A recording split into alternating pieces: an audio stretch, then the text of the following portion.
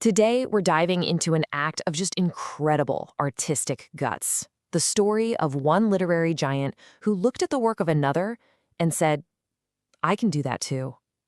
All for the love of a powerful story. I mean, think about it. How do you improve on a masterpiece? It's a huge question, right? But what if that masterpiece was written by, William Shakespeare himself? And what if you decided you could tell the exact same story, but in a totally different, maybe even more intense way? So let's get right into this. We're talking about the decision to rewrite Shakespeare. And this wasn't just a simple adaptation or a modern update. Nope, this was one of the boldest moves in the history of English literature. That's right. Back in 1677, a very famous writer looked at Shakespeare's epic, sprawling tragedy, Antony and Cleopatra, and thought, you know what? I think there's another way to tell this story. It was a conscious choice to step into the ring with the greatest playwright of all time. And get this, the writer John Dryden, he knew exactly what he was doing. He wasn't naive.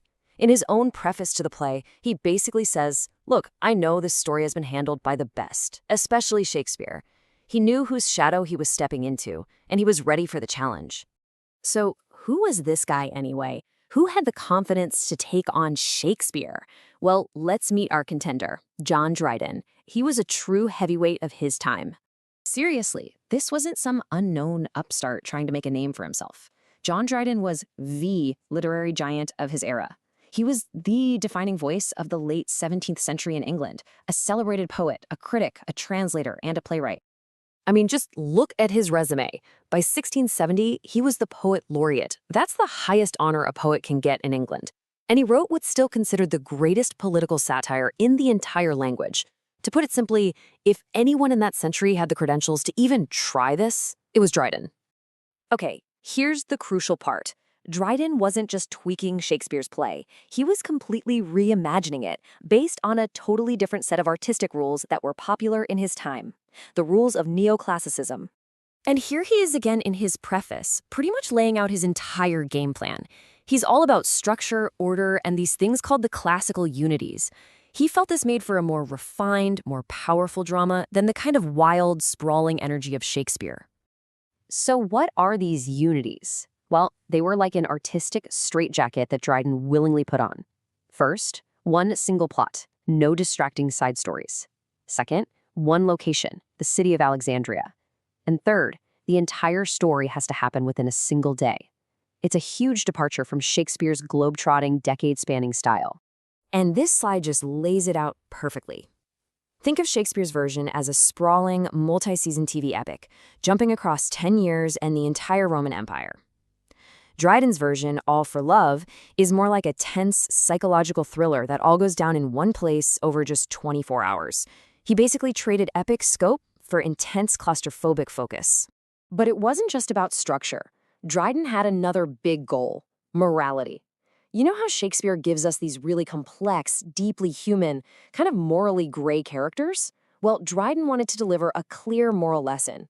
He straight up calls Antony and Cleopatra patterns of unlawful love, making it clear that their tragic end is a direct consequence of their choices.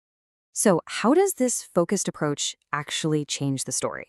Well, it creates this incredibly intense new conflict that becomes the engine of the entire play: love versus honor. This is the heart of it all. Because there are no subplots, no distractions, everything boils down to this single agonizing choice for Antony. Every scene, every single line of dialogue just tightens the screw on this internal battle. Is he a Roman general, or is he Cleopatra's lover? Is it duty, or is it passion? So, when the play opens, we meet Antony at absolute rock bottom. He's lost the war, he feels he's lost his honor, his very identity, and in this incredibly powerful moment, he throws himself on the ground, saying his whole empire has shrunk to just the tiny patch of dirt he's lying on. But then his loyal Roman general, Ventidius, shows up. He's the voice of honor, of duty, of Rome, and he sees it completely differently. He basically screams at the heavens, saying Antony has traded entire continents for what he calls one light, worthless woman. The battle for Antony's soul is officially on. And for a moment, Ventidius wins. Antony makes the choice. You can just feel the agony in this line. He puts honor above everything else, even the love that he says means more to him than life itself. It is a gut-wrenching decision, and it sets the entire tragedy in motion. So, what's the verdict? In the end, did Dryden's gamble actually pay off? And what is the play's ultimate legacy? Well, Dryden puts the central question right there in the subtitle of the play, The World Well Lost. He frames the whole story not as a political failure, but as a kind of romantic equation. He's asking us, the audience, to weigh an empire against an all-consuming passion. Was the world a fair price to pay for love? So did he beat Shakespeare? That's really the wrong question to ask. As this expert says, Dryden created something entirely new, something that stands powerfully on its own. It's not a replacement for Shakespeare, but it's this fascinating, passionate alternative that you can enjoy right alongside the original. And that really leaves us with a final thought, doesn't it? Dryden's play was a huge hit. It dominated the stage for more than 100 years. It just proves that the greatest stories aren't meant to be locked away in a museum. They can be re-examined, reframed, and reborn. And it makes you wonder, what stories today are so powerful, so essential, that they deserve to be told all over again?